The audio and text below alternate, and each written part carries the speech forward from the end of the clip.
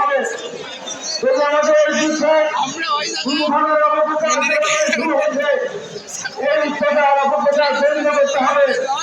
ইতিমধ্যে 4টা অপপ্রচার আমাদের বক্তব্যের কাছে বন্ধ হয়েছে।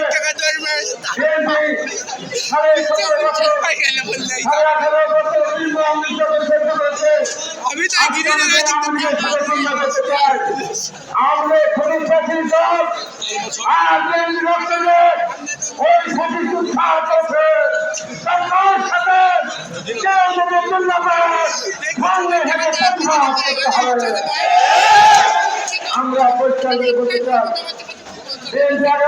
চাই মানুষের সেবা করবে। আমার পূর্ববর্তী দেখতে পাচ্ছে এই দেশে কারণে কৃষি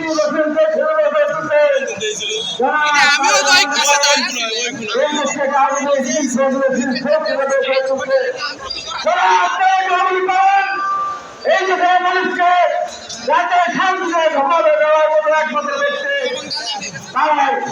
আজকে বিভিন্ন জন বিভিন্ন ভাবে বিএনপির বিরুদ্ধে কথা বলতেছেন। রাষ্ট্রপতি অবসরের দোকান দিয়ে বিএনপির বিরুদ্ধে অনেকে কথা বলেছেন।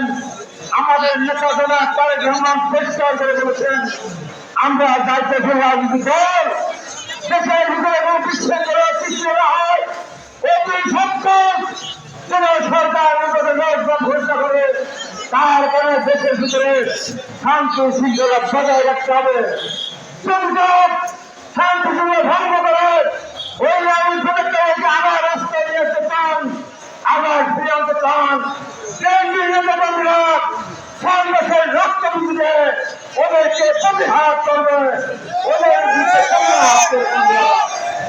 আমি বক্তব্য বলা অনেকক্ষণ অনেক বড় মিছিল আলোচনা করেছেন। তাই আমি আমার বক্তব্য না বলে আগামীতে সজাগ থাকেন। যে শাসন যেখানে মহানগরের কাছে এই প্রার্থনা করেন এবং ভাইদের জন্য আমাদের যে সেবার সুযোগ পান সেইভাবে ওদের কাজ করতে পারে। তাদের মধ্যে শরীরের সমস্ত রক্তমুক্ত হয় তাদের পশ্চিমে আগামী দিনে জানতে হবে। আপনাদের সবাইকে ধন্যবাদ জানিয়ে আমার কৃতজ্ঞতা প্রকাশ করে আমি আমার বক্তব্য শেষ করছি। আল্লাহ হাফেজ। শেষ ধন্যবাদ ধন্যবাদ আগামী রাষ্ট্রে ধন্যবাদ। সেই রাষ্ট্রপতি জিয়া রহমান আমার হোক আজকের কর্মসূচি এখানেই সব হলো।